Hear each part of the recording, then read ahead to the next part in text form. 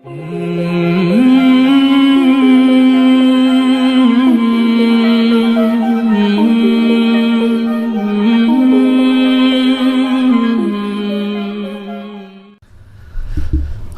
علیکم ورحمۃ اللہ وبرکاتہ۔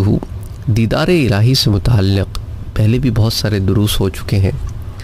دیدار الہی کے متعلق چند مسائل جن کا تعلق اعتقاد سے ہے وہ یاد رکھیں کہ دنیا میں بندے اللہ کو بصیرت یعنی نور قلبی سے دیکھتے ہیں، اسے جانتے پہچانتے ہیں۔ آخرت میں اسے بصارت یعنی نور نگاہ سے دیکھیں گے۔ تو یہ بصیرت و بصارت کا فرق ہے۔ بصیرت کا تعلق نور قلبی سے اور بصارت کا تعلق نور نظر سے ہے، نور نگاہ سے۔ تو وہاں بصارت میں بصیرت ہوگی۔ دنیا میں آنکھوں سے اللہ تعالیٰ کا دیدار ممکن ہے مگر واقع نہیں۔ اس بات کو سمجھیں، یہ بڑی گہری بات ہے۔ دنیا میں آنکھوں سے اللہ کا دیدار ممکن ہے مگر واقع نہیں ہے۔ اس لیے موسیٰ علیہ السلام نے دیدار کی دعا کی۔ اگر ناممکن ہوتا تو دعا ناجائز ہوتی، اور نبی ناجائز کام کرتے نہیں ہیں۔ حضور اکرم صلی اللہ علیہ وآلہ وسلم نے معراج میں اللہ کا دیدار انہی آنکھوں سے کیا اور خوب اچھی طرح کیا۔ اس مسئلے میں اختلاف ہے مگر صحیح یہی ہے اہل سنت کے نزدیک کہ دیدار کیا، اور وہ ادھر کا معاملہ ہے، وہ دنیا کا معاملہ ہی نہیں ہے، وہ عالم مالا کا معاملہ ہے، عالم بالا کا معاملہ ہے، یہ عالم ناسوت کا معاملہ ہی نہیں ہے۔ تو ملائے اعلیٰ میں اس عالم میں دیدار ممکن ہے۔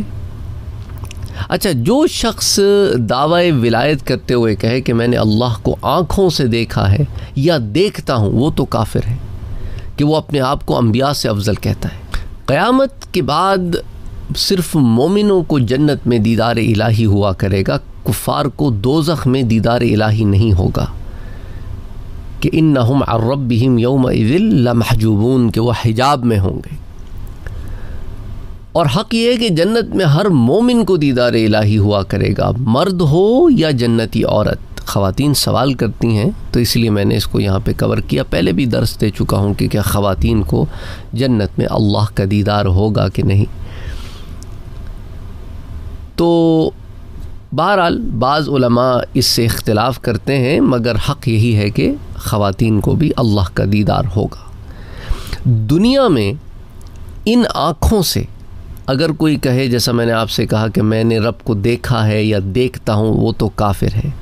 لیکن دنیا میں خواب میں دیدار الہی ہو سکتا ہے، بلکہ ہوتا ہے۔ امام اعظم ابو حنیفہ رحمۃ اللہ علیہ نے 100 بار رب کو خواب میں دیکھا۔ امام احمد ابن حنبل نے خواب میں دیکھا، پوچھا الہی کون سی عبادت افضل ہے؟ فرمایا تلاوت قرآن۔ دوسری بار پھر دیکھا، پوچھا الہی معنی سمجھ کر تلاوت افضل ہے یا بغیر سمجھے وہ بھی افضل ہے؟ فرمایا ہر طرح افضل ہے۔ تو اب آپ اس سے اندازہ کر لیں کہ امام احمد ابن حنبل کے خواب سے کہ وہ لوگ جو کہتے ہیں کہ بھئی قرآن کریم بغیر سمجھے ہوئے پڑھنے کا فائدہ کوئی نہیں، یہ تو بالکل بے سند بات ہے کہ حضور صلی اللہ علیہ وسلم کی حدیث مبارکہ ہے کہ قرآن کے ایک لیٹر کو پڑھنے پہ 10 حسنہ لکھی جاتی ہیں۔ تو جب بات اتنی واضح ہے، حضور نے وہاں سمجھ کی بات ہی نہیں کی، کیونکہ اگر سمجھ ہے کہ پڑھنے کی ہی بات ہوتی تو حضور صلی اللہ علیہ وسلم الف لام میم کا ذکر نہ فرماتے۔ اس حدیث میں الف لام میم کا ذکر ہے، اور الف لام میم کے اسرار سے اللہ اور اس کا رسول ہی واقف ہے، اور کوئی واقف ہی نہیں ہے۔ بڑا سے بڑا عالم جو ہے وہ واقف نہیں ہے ہی نہیں، وہ علم ہی نہیں دیا اللہ نے۔ تو اسی لیے دیکھیں نا حدیثیں کتنی جامع اور معنی ہوتی ہیں اگر ان کو انسان صحیح معنوں میں پڑھے۔ اس لیے حضور نے الف لام میم کا ذکر کیا کہ یہ وہ اسرار ہیں جس سے تم واقف تو نہیں ہو، مگر اس کو پڑھو گے بھی تو بھی تمہیں ثواب ملے گا، اور قرآن کی تلاوت ہر طرح سے افضل ہے، معنی سمجھ میں آئے یا نہ آئے، لیکن کوشش کرنی چاہیے سمجھنے کی، وہ اور بات ہے۔ اچھا، اب متفقن علیہ ایک روایت آپ سے شیئر کرتا ہوں۔ حضرت جریر ابن عبداللہ رضی اللہ تعالیٰ عنہ فرماتے ہیں کہ حضور صلی اللہ علیہ وآلہ وسلم نے ارشاد فرمایا کہ تم اپنے رب کو ظاہر ظہور دیکھو گے، انکم سترون ربکم عیانا۔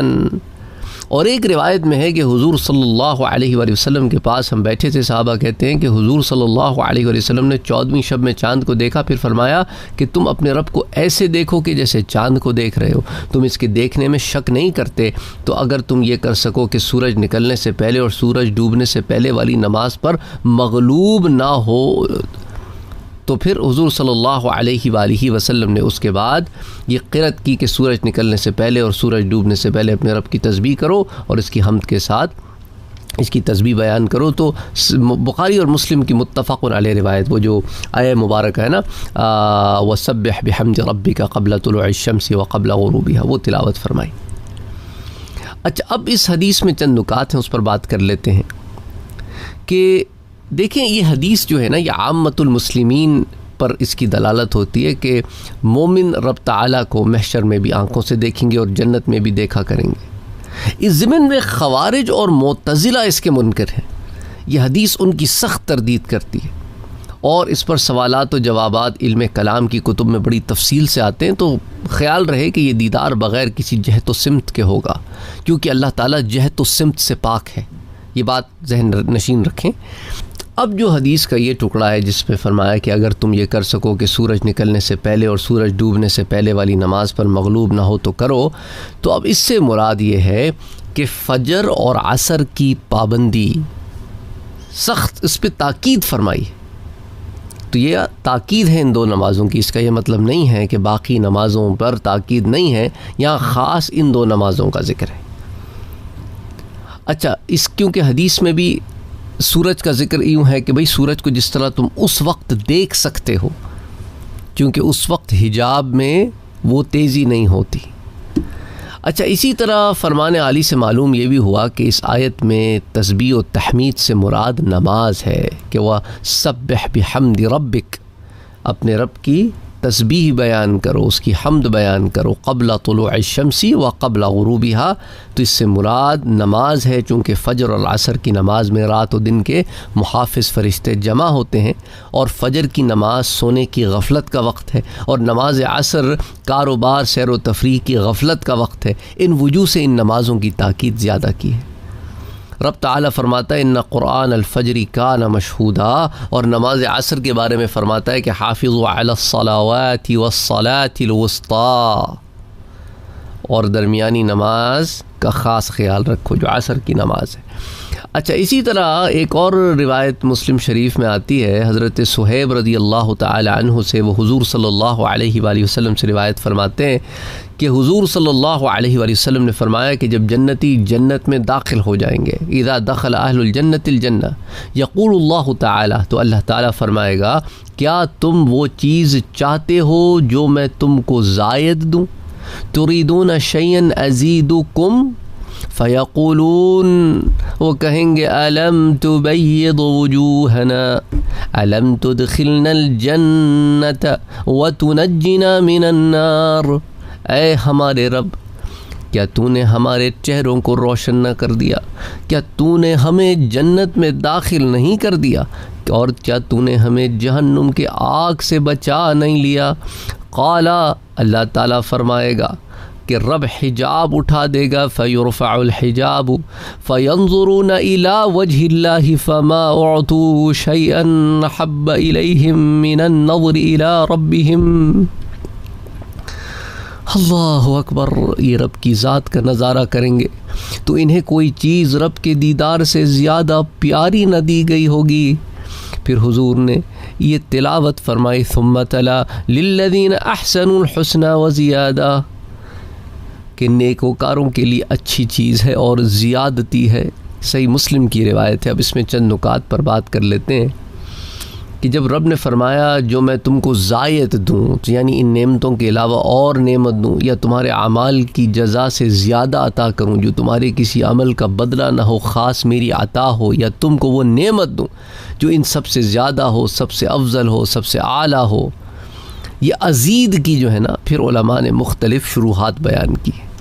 اچھا، پھر اسی طرح جو ہے وہ عرض کریں گے کہ اے ہمارے رب، تو نے ہمارے چہروں کو روشن کر دیا، جنت میں داخل کر دیا، جہنم سے بچا لیا، اور کیا نعمت کہ اے ہمارے مولا، ہمیں سمجھ نہیں آتا کہ نعمتوں سے زیادہ اور بڑھ کر اور کیا نعمت ہوگی کہ تو نے ہم پر اتنا کرم کیا، تیرے نام پر ہماری جانیں فدا۔ تو پھر اس کے بعد رب تعالیٰ وہ حجاب اٹھا دے گا جو طالب و مطلوب کے درمیان آڑ تھا، وہ حجاب باقی رکھا جائے گا جو دیدار کا ذریعہ ہے، جسے ردائے کبریائی کہتے ہیں۔ جیسے سورج پر ہلکے پتلے بادل کا حجاب ہو تو سورج کو آپ دیکھ سکتے ہیں، اگر یہ حجاب نہ ہو تو سورج پر نظر نہیں پڑ سکتی، نہ ٹھہر سکتی ہے۔ اسی طرح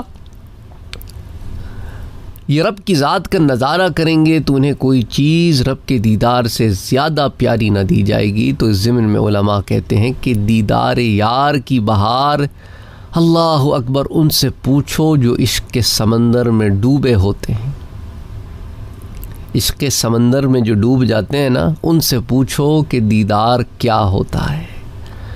اللہ اکبر، اس کو ہم بیان نہیں کر سکتے، ہم نے عشق ہی نہیں کیا، ہمیں کیا خبر کہ عشق ہوتا کیا ہے۔ پھر حضور صلی اللہ علیہ وآلہ وسلم نے آیہ مبارکہ قرآن کی تلاوت فرمائی کہ نیکوکاروں کے لیے اچھی چیز ہے اور زیادتی ہے، تو معلوم ہوا کہ زیادہ سے مراد دیدار الہی ہے۔ اچھا، زیادہ کی پھر شروحات بھی ہیں، یہ نعمت سب سے زیادہ ہے، بقیہ نعمتوں میں عدل کا ظہور ہے اور اس میں فضل کی جلوہ گری ہے۔